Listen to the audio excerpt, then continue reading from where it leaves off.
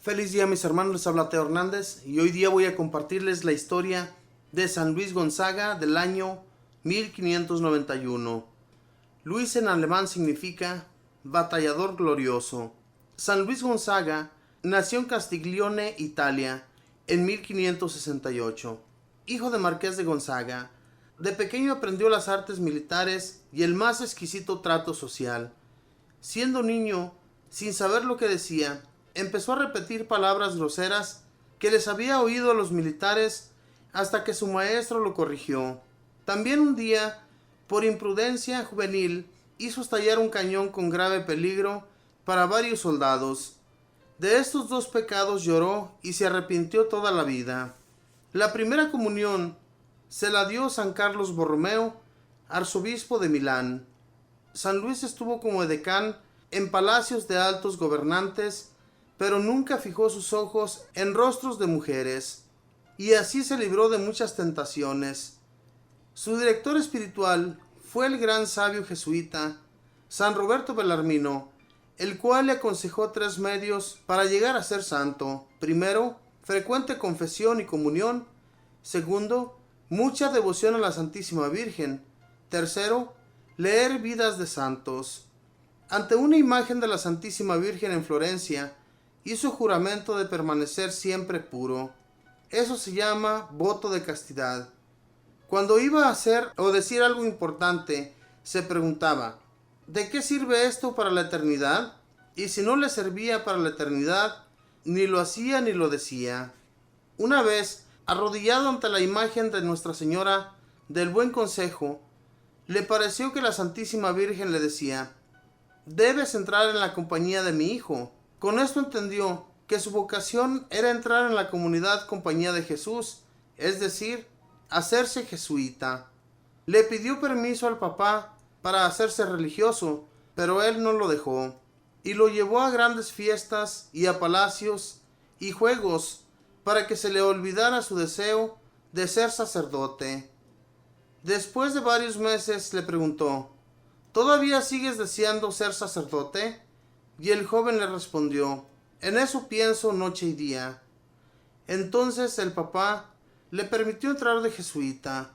En un desfile de orgullosos jinetes en caballos elegantes, Luis desfiló montado en un burro y mirando hacia atrás. Lo silbaron, pero con eso dominó su orgullo.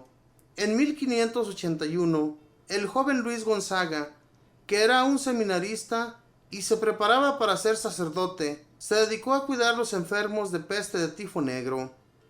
Se encontró en la calle a un enfermo gravísimo, se lo echó al hombro y se lo llevó al hospital para que lo atendieran. Pero se contagió de tifo y Luis murió el 21 de junio de 1591, a la edad de solo 23 años. Murió mirando al crucifijo y diciendo, ¡qué alegría cuando me dijeron, vamos a la casa del Señor! La mamá logró asistir en 1621 a la beatificación de su hijo. San Luis Gonzaga tuvo que hacer muchos sacrificios para mantenerse siempre puro, y por eso la Santa Iglesia Católica lo ha nombrado patrono de los jóvenes que quieren conservar la santa pureza. Él repetía la frase de San Pablo, domino mi cuerpo y lo reduzco a servidumbre, no sea que enseñando a otros a salvarse, me condene yo mismo. Sufría mucho del mal de riñones y esta enfermedad lo obligaba a quedarse días enteros quieto en la cama. Pero esta quietud le trajo un gran bien. Le permitió dedicarse a leer la vida de los santos y esto le animó muchísimo a volverse mejor. A veces sentía remordimiento porque le parecía que deseaba irse demasiado al cielo. Su confesor San Roberto, que lo acompañó a la hora de su muerte, dice que San Luis Gonzaga murió sin haber cometido un solo pecado mortal en su vida. Apenas él se hizo religioso, su padre empezó a volverse mucho más piadoso de lo que era antes y murió después santamente. Luis renunció a todas las grandes herencias que le correspondían con tal de poder hacerse religioso y santo. Santa Magdalena de Pazzi vio en un éxtasis o visión a San Luis en el cielo y decía, yo nunca me había imaginado que Luis Gonzaga tuviera un grado tan alto de gloria en el paraíso. Un oficio muy importante que hizo San Luis durante su vida fue ir de ciudad en ciudad poniendo la paz entre familias que estaban peleadas. Cuando él era enviado a poner paz entre los enemistados, estos, ante su gran santidad, aceptaban hacerse las paces y no pelear más. Él era extraordinariamente amable y bien educado. Después de muerto, se apareció a un jesuita enfermo y lo curó y le recomendó que no se cansara nunca de propagar la devoción del Sagrado Corazón de Jesús. San Luis fue avisado en sueños que moriría el viernes de la semana siguiente al Corpus, y ese día murió. Este viernes es la fiesta del Sagrado Corazón de Jesús. La oración que la Iglesia le dirige a Dios en la fiesta de este santo le dice: Señor, ya que no pudimos imitar a Luis en la inocencia, que por lo menos logremos imitar en la penitencia. Amén. Esta fue la historia de San Luis Gonzaga, un joven que cuando pequeño, por eso a veces, mis hermanos, cuando nosotros decimos malas palabras en frente de los niños, no es bueno, porque a ellos se les va pegando todo lo que uno dice. Cuando una persona es grosera, el niño pequeñito también se va haciendo grosero. Si no, fíjense y verán. A veces escuchamos a muchos padres decir demasiadas groserías y escuchamos también a los niños decir lo mismo, hacer las mismas cosas. O sea que los papás, nosotros somos sus maestros y todo lo que ellos escuchan, ellos lo dicen. Este niño, cuando pequeño, repetía las palabras malas que los soldados decían, pero como él era educado en una escuela, pues yo me imagino que una escuela muy importante, pues su educador lo empezó a corregir, le empezó a decir que eso no era bueno. Entonces, más tarde, mis hermanos, a él le emociona mucho el irse de religioso. Su padre se lo impide, su padre no está de acuerdo en que su hijo se vaya de religioso. Entonces lo empieza a llevar a fiestas, a divertirse, yo me imagino que con mujeres, cosa que a él pues nunca le gustó, ya que cuando él trabajaba en los altos puestos de gobierno, nunca miró a las mujeres frente a frente. Hermanos, ¿cuántos podemos decir esto que este gran santo llevó a cabo? ¿Cuántos podemos alejar nuestra mirada de las mujeres? ¿Verdad? Es muy difícil, especialmente cuando vemos a una mujer muy hermosa, se nos va la mirada, ¿verdad? Eso no es bueno, porque si nosotros sentimos el deseo, ¿verdad?, de llegar un día ante la presencia del Señor limpios, pues no vamos a lograrlo con ese simple hecho. Dios es el que da las fuerzas para hacer todas esas cosas.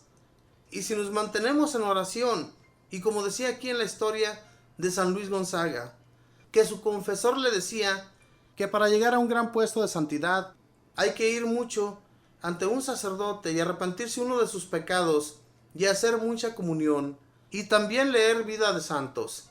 Y esto, mis hermanos, nos va a ayudar muchísimo a llegar a tan gran alto puesto de santidad. Pero si no logramos hacerlo, es porque no nos hemos acogido al Señor. De esa manera, nunca vamos a poder. Tenemos que acercarnos más al Señor. Tenemos que pedirle que Él sea que nos vaya dirigiendo para poder entrar en un gran puesto de santidad. La santidad se gana, mis hermanos, por medio de la oración y, como también les decía, por medio de confesar uno sus pecados y por medio de comulgar, si se pudiera, todos los días. Esto nos ayudaría muchísimo para no tener miramientos hacia las mujeres y para no ser tan groseros con las personas. Eso nos ayudaría muchísimo. Pero no vamos, hermanos. A veces está expuesto el Santísimo en nuestros templos y tampoco vamos. ¿Qué es lo que nos está pasando, mis hermanos? ¿Por qué nos estamos alejando cada vez más de Dios? Si de Dios somos. Un día, si llegamos a estar en su presencia, eso es lo que vamos a hacer día y noche. Contemplar el rostro de nuestro Dios. Y si estamos aquí, y si tenemos el tiempo, y si podemos lograr llegar ante su presencia, ¿por qué no hacerlo ya desde aquí? Contemplar el Santísimo, ir ahí cada que nosotros podamos y hablarle a nuestro Dios, darle gracias por ese día, darle gracias por nuestra familia, darle gracias por todo, porque de Él recibimos todo.